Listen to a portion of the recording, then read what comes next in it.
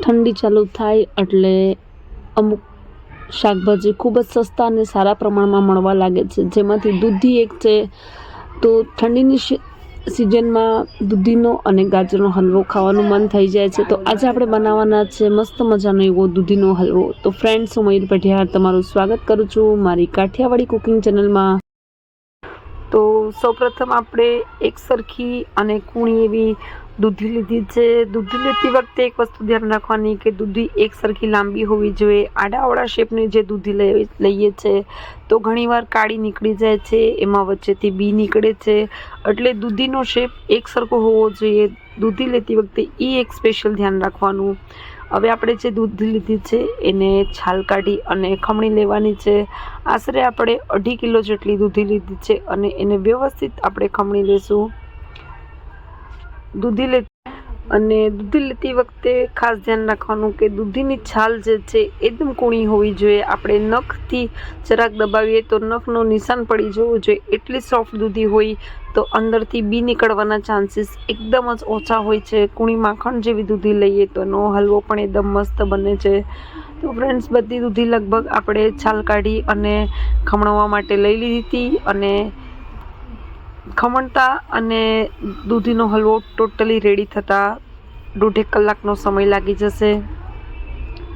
તો ઉપર નીચેના ડીટિયા કાઢી અને આપણે દૂધી પૂરેપૂરી છીણી લેવાની છે. અને દૂધીનું જે છીણ છે એ બારીક આવે એ સ્પેશિયલ ધ્યાન રાખવાનું. જાડા છીણનો હલવો છે એ સારો નથી બનતો, એટલે આપણે નાના કાણાવાળી ખમણી લીધી છે, જેમાં આપણે આ દૂધી બધી જ ખમણીને રેડી કરી દીધી છે. ફ્રેન્ડ્સ, આપણી દૂધી બધી ખમણાઈને રેડી થઈ ગઈ છે. અને હવે એક ટોપમાં આપણે આશરે 100 ગ્રામ જેટલું દેશી ઘી લઈ લેવાનું છે. આપણે ઘી ઓછું લીધું છે કેમ કે આપણે જે દૂધ લેશું એની અંદર પૂરેપૂરી મલાઈ છે, એટલે મલાઈમાંથી પણ ઘી નીકળશે. એટલે આપણે આશરે 100 ગ્રામ જેટલું ઘી લઈ લીધું છે. તો આ તમે જોઈ શકો છો ઘી મેલ્ટ થઈ ગયું છે. અને દેશી ઘીમાં જ્યારે આપણે દૂધનો હલવો બનાવીએ તો એનો ટેસ્ટ કંઈક અલગ જ લાગે છે. તો આપણું ઘી ગરમ થઈ ગયું છે. હવે આ સ્ટેજમાં આપણે જે દૂધીનું છીણ છે એ એડ કરી દેવાનું છે અને ગેસ આપણે એકદમ જ સ્લો રાખવાનો છે. તો આપણે બધું છીણ એડ કરી દઈશું.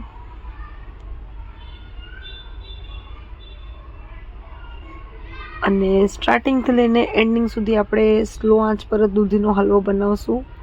અને દૂધીનો કલર જળવાઈ રહે, લીલોછમ રહે, એ વાતનું ખાસ ધ્યાન રાખવાનું છે. તો આ વખતે આપણે જે હલવો બનાવવાના છે આપણે આને ઢાંકશું નહીં. જ્યારે આપણે હલવો બનાવતી વખતે છીબું ઢાંકી દઈએ છીએ ત્યારે દૂધીનો કલર ચેન્જ થઈ જાય છે, બ્લેક થઈ જાય છે થોડો ઘણો. એટલે આપણે છીબું ઢાંક્યા વગર જ અને હલવો બનાવવાનો છે અને સ્લો આંચ પર કન્ટિન્યુ આપણે એને ફેરવતા રહેવાનું છે. તો ફ્રેન્ડ્સ, આ તમે જોઈ શકો છો ધીરે ધીરે કરીને દૂધીનું પાણી બળવા લાગ્યું છે.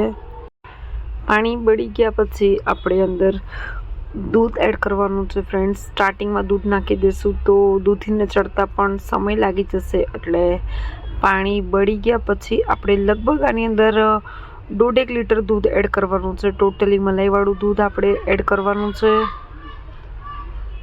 તો ફ્રેન્ડ્સ, આપણે દૂધ એડ કરી દીધું છે અને મલાઈવાળું દૂધ એડ કર્યું છે. તમે જોઈ શકો છો એકચ્યુઅલી જે વિડીયોની ક્લિપ હતી એ કટ થઈ ગઈ છે. દૂધ એડ કરતી વખતે જે ક્લિપ હતી એ કટ થઈ ગઈ છે. એટલે ફ્રેન્ડ્સ, સોરી, પણ દૂધ આપણે 1.5 લીટર મલાઈવાળું એડ કરી દીધું છે. હવે આ દૂધનું પાણી ટોટલી બળી જાય ત્યાં સુધી આપણે આને સ્લો આંચ પર આમ જ હલાવતા રહેવાનું છે, જેથી હલવો તળિયેથી દાજે નહીં.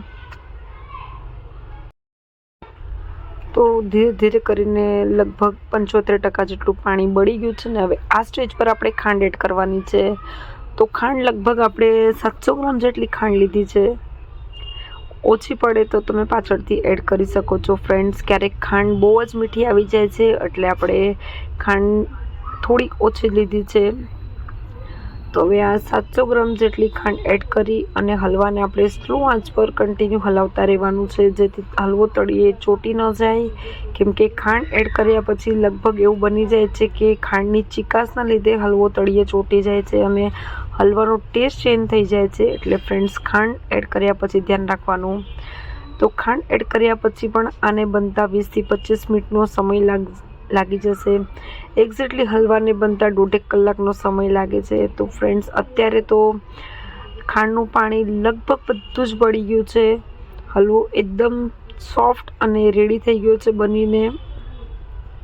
આ તમે જોઈ શકો છો, એકદમ પરફેક્ટ આપણો હલવો બનીને રેડી થઈ ગયો છે. તો ગેસ બંધ કરી અને આપણે ટોપને નીચે ઉતારી લેશું અને જે સર્વિંગ બાઉલ છે એમાં આપણે હલવો સર્વ કરી દેવાનો છે. આની અંદર તમારે એલચીનો પાવડર નાખવો હોય તો પણ તમે નાખી શકો છો, પણ એલચીનો ફ્લેવર મેં પહેલાં પણ કીધું હતું મારા ઘરમાં કોઈને પસંદ નથી, એટલે હું ઇગ્નોર કરું છું. તો જે ડ્રાયફ્રૂટ્સમાં બદામ છે એના બારીક કતરણ કરી અને આપણે અંદર એડ કરી દેવાની છે. તમને જે ડ્રાયફ્રૂટ્સ ભાવતા હોય તમે એ અંદર એડ કરી શકો છો. મેં ડ્રાયફ્રૂટ્સમાં ફક્ત બદામ લીધી છે. તો ફ્રેન્ડ્સ, આજની આપણી આ રેસીપી દૂધીના હલવાની તમને કેવી લાગી કમેન્ટ કરજો. ચેનલમાં નવા હોય તો ચેનલને સબસ્ક્રાઈબ કરજો, સાથે જ બેલ નોટિફિકેશનને ક્લિક કરજો, જેથી આવવાવાળા મારા બધા જ વિડીયોની નોટિફિકેશન તમને મળતી રહે. Thank you.